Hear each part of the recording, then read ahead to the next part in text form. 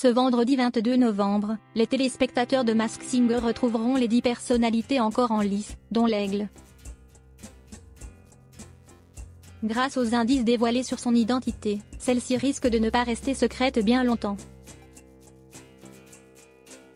Deux célébrités semblent sortir du lot. Ce vendredi 22 novembre, le divertissement de TF1, Masked Singer prend un nouveau tournant.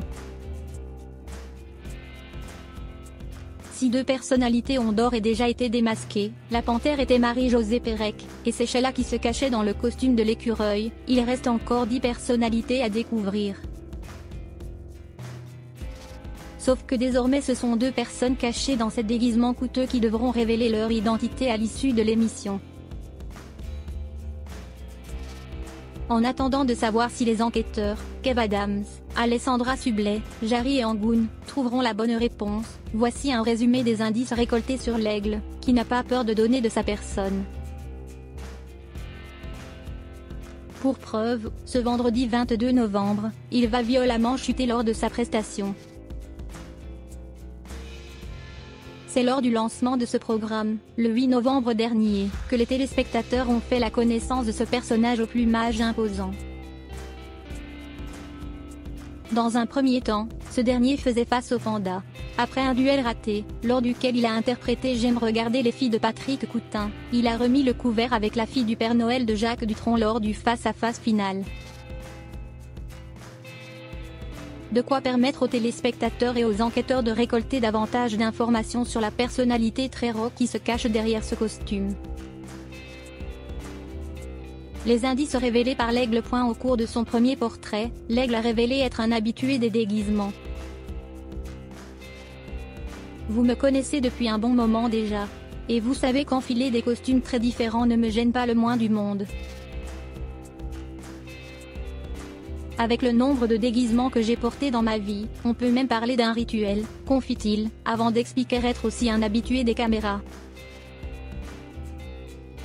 Le deuxième magnéto entrait davantage en profondeur. Vous ne m'avez pas toujours connu seul. J'ai souvent fait partie d'une équipe. Vous connaissez d'ailleurs très bien la bande qui m'entourait, dévoile l'Aigle dont la voix est très rauque. Avant de souffler, j'ai plusieurs vies, parce que j'ai plusieurs activités. Ce qui réunit toutes mes passions, c'est l'écriture. L'écriture sous toutes ses formes. Les hypothèses des enquêteurs. Dur pour les 4 enquêteurs de se faire une idée précise de la personne cachée dans le costume de l'Aigle. Dans un premier temps, Jarry imaginait Pascal Obispo, avant de finalement miser sur Philippe Manœuvre. Angoune est quant à elle passée de Franck Dubosc à José Garcia et Alessandra Sublet d'Olivier Marchal à Yvan Le Beloche. Seul Kev Adams est resté sur sa première impression, Marc Lavoine, qu'il connaît bien pour avoir joué à ses côtés dans le film Love Addict. Celui qui se cache réellement derrière l'Aigle. L'intuition de l'ex-compagnon d'Iris Mittenard est loin d'être mauvaise. Marc Lavoine pourrait bel et bien être l'Aigle.